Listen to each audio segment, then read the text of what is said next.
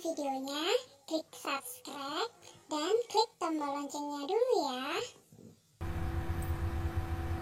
Halo adik-adik semuanya, assalamualaikum warahmatullahi wabarakatuh. Ketemu lagi bersama kakak di sini di channel Ayo Belajar Supaya Pintar. Nah adik-adik, kali ini kakak akan membahas mengenai buku tema ya untuk kelas 5, yaitu tema 2, udara bersih bagi kesehatan. Terus subtemanya adalah subtema 2 itu adalah pentingnya udara bersih bagi pernapasan. Nah, ini adalah di pembelajaran kedua.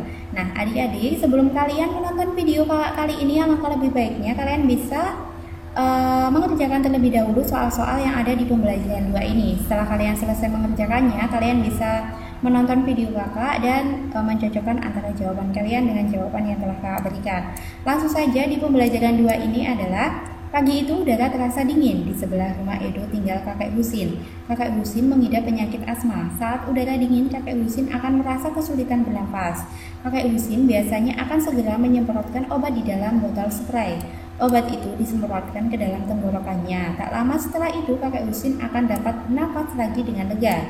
Asma merupakan penyakit penyumbatan saluran pernapasan yang disebabkan oleh alergi. Pencetus alergi misalnya udara dingin, rambut bulu, kotoran, debu, atau tekanan psikologis.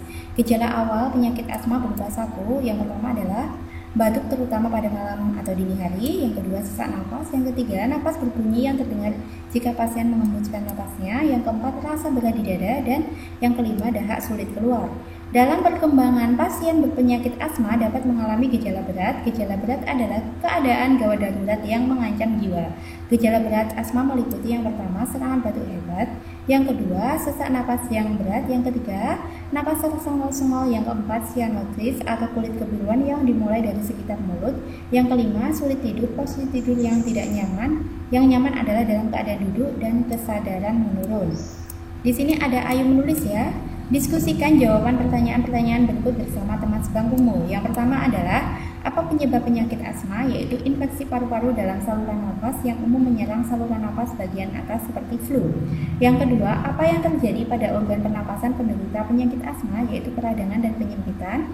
Yang ketiga, apa gejala awal penyakit asma? Batuk, sesak nafas, rasa berat di dada. Yang keempat, bagaimana kondisi pasien asma yang mengalami gejala berat, yaitu batuk hebat, sesak napas hebat, napas tersengal.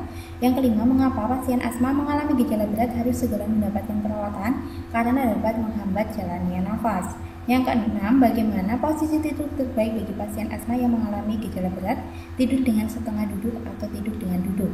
Adakah anggota keluargamu atau orang sekitarmu yang menderita asma? Jika ada, siapa namanya? Kalian bisa menuliskan sendiri ya di sini. Nah, di sini ada Ayu mengamati.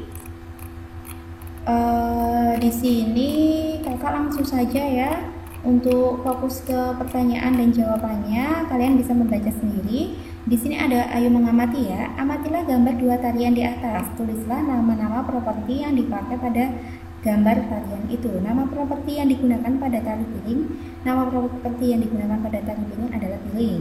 Nama properti yang digunakan pada tari lambu ayak itu adalah rebana. Ini. Nah, di sini ada Ayo berdiskusi.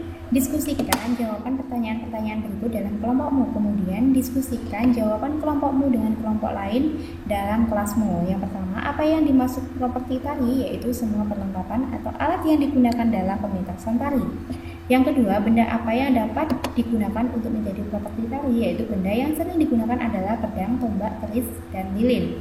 Yang ketiga, apa dasar pemilihan suatu benda digunakan sebagai properti tari? Yaitu mudah digunakan, tidak mengganggu, mendukung keindahan tarian. Yang keempat, apa fungsi properti tari? Yaitu menambah nilai estetika, menyampaikan pesan dan makna tarian, memberikan keindahan bentuk gerakan tari. Di sini ada Ayu mengamati ya. Lihatlah petunjuk tari menggunakan properti. Kamu dapat menonton langsung atau dari rekaman dalam VCD. Setelah menonton, jawablah pertanyaan-pertanyaan berikut.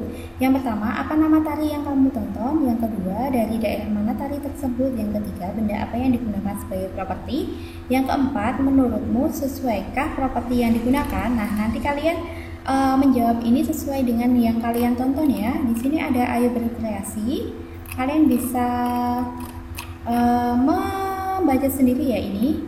Lakukan kegiatan berikut bersama kelompokmu. Nah, ini berkreasi tentang clipping ya. Ini tentang clipping, kalian bisa membaca sendiri untuk petunjuk dalam pembuatan clipping ini. Nah, di sini ada ayo renungkan ya, apa akibatnya jika kamu menderita penyakit pada pernapasan, yaitu proses pernapasan akan terganggu dan kita akan merasa sakit saat melakukan proses bernapas.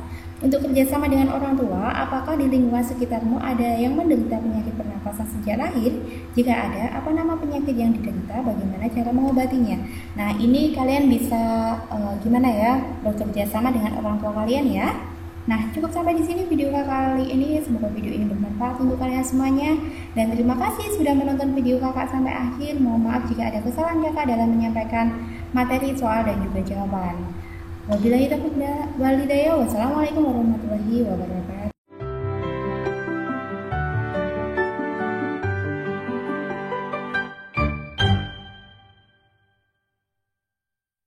Sebelum nonton videonya, klik subscribe